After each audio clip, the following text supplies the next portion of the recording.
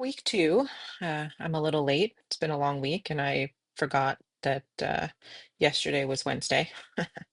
Um, for week two, what changes have occurred in your lifetime that greatly changed the way you think or you act? For me, I think it's more personal, so not quite as broad, but my first marriage, and I guess just how.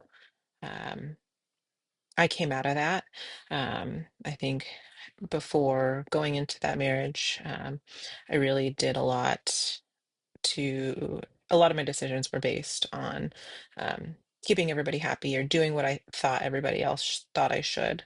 And then throughout that marriage and um, the way that it ended, um, I have learned that I need to do things for me. And not really care about what other people think of me. And that's something that I really try to dive into with my kids now is just, there's things that are, appropriate and inappropriate, but decisions that you make, ultimately, they need to be the best decision for you personally, not for those people around you. And not every decision is going to make everybody happy. So that's something that I still work on every single day. Sometimes there are decisions that I made that maybe weren't the best in the moment, but it made people around me happy, and so I'm still learning, and I'm still trying to continue that. But I believe that I'm a better and happier person now than I was during that time of my life. Um, for question two, what stylistic movement did you find most aligned with your values and personal aesthetic? For me, I think that it's the, or currently, art isn't really something I've ever really been interested in. So this is a little difficult for me right now, but I think that the Baroque art movement is the one that kind of speaks to me the most right now.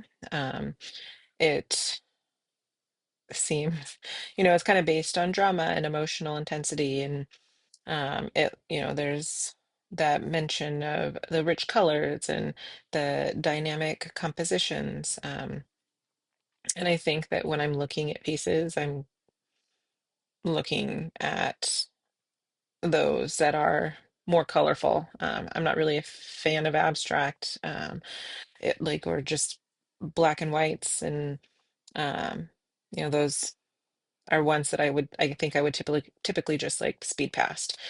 So going through the different art pieces, um, I keep coming back to the ones that are a little more dramatic. They It'll be interesting to see how I learn coming through going through this class, because I've never looked for the meaning behind art. I just kind of look at it for what it looks like to me and if I think it's pretty. That's, as deep as I've gone. Um, the piece of art that kind of has kept standing out to me for this assignment, like I went through a bunch of them, and I um, I kept coming back to The Swing by, I'm not sure I'm going to say this correctly, but Jean Honoré Fragonard. I'm pretty sure I didn't say that correctly.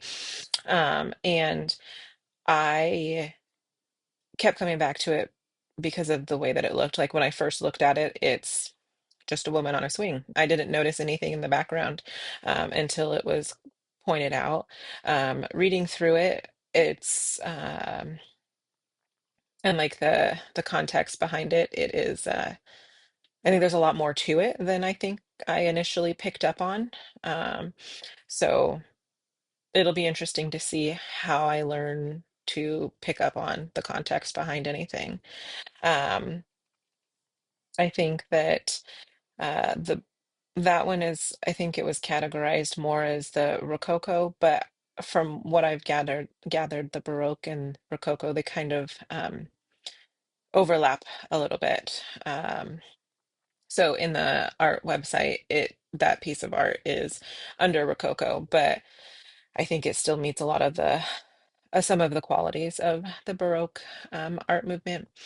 Um, and then what did you learn about the context? Oh, of the movement that stood out to you as interesting or impactful. Um, the Baroque movement is there's a lot of art pieces that are a little more religious or political based, and it's emotion. And I think that, or like they draw on the emotions, and I think that that's where I find the impact. Like if there's an emotional connection, um, so. I guess, yeah, we'll just wait to see what else I learn and how I can dive into context a little bit better behind some of these art pieces.